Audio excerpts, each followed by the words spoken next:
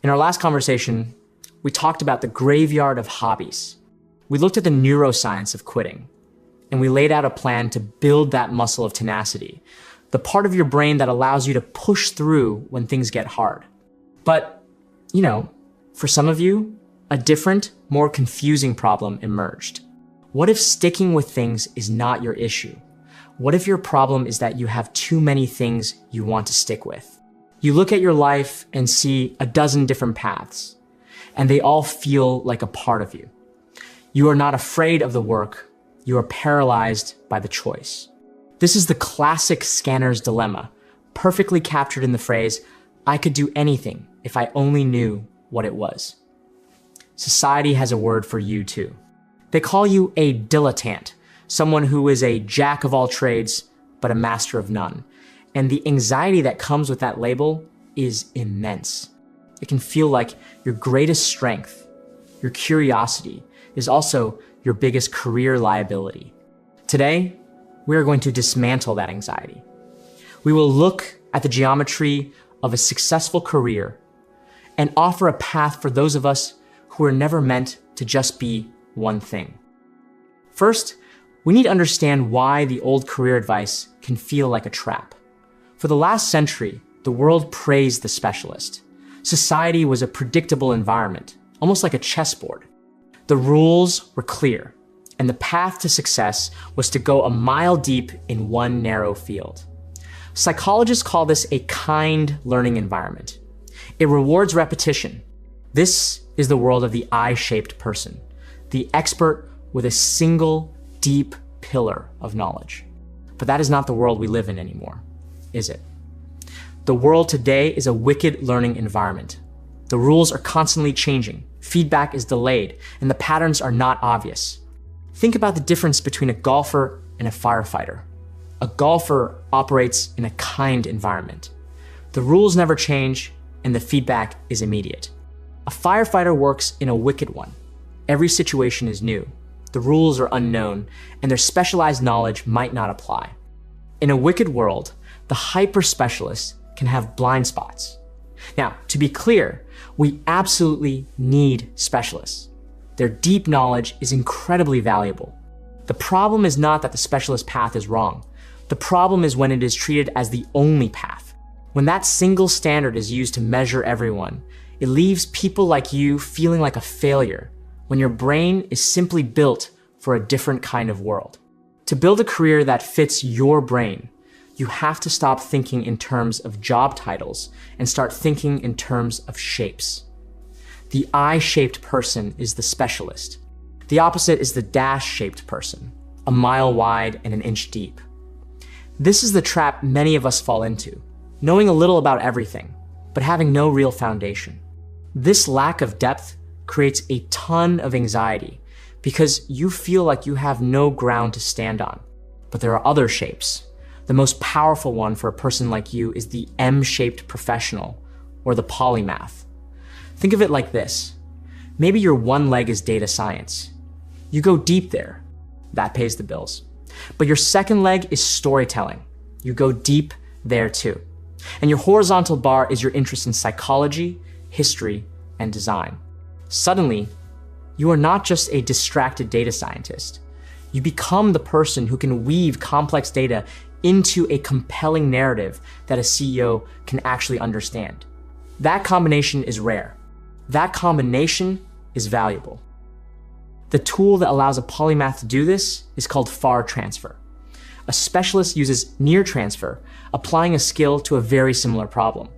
But a polymath uses far transfer. They see the underlying structure in one field and apply it to a completely different one. A person who understands the branching structure of a tree's root system might suddenly see a better way to organize a company's database.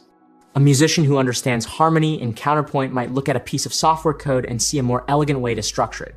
That is far transfer.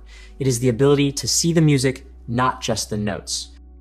And all those seemingly random interests you have collected over the years, they form the very library of metaphors you will pull from to create these kinds of breakthrough insights. So how do you actually build this M-shaped life? It requires a different strategy. The first is serial mastery. You cannot build all the pillars at once. That just leads back to the shallow dash shape. You must pick one pillar and commit to it for a season, maybe 6 to 18 months or so. Now, the big question is which one to pick first. The anxiety of this choice is what paralyzes most scanners. The secret is to lower the stakes. You are not choosing for the rest of your life. You are just choosing for this season. A good first pillar is often the one that creates the most stability, the one that can become that good enough job we will talk about. Or it could be the one that simply has the most energy and excitement around it right now. Pick one and give yourself permission to pour your focus there.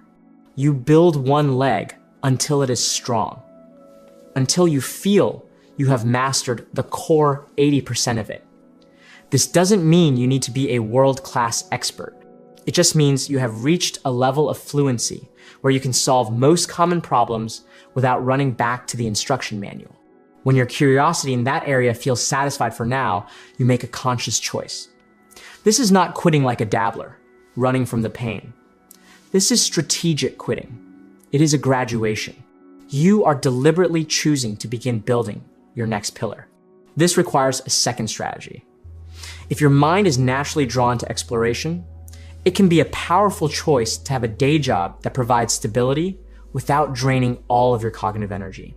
Many of the great polymaths, like Einstein, did this. He worked as a patent clerk. It was the stable ground that allowed his mind to wander the universe. You may need to reframe your day job. It's not just about the paycheck. It's a strategic asset.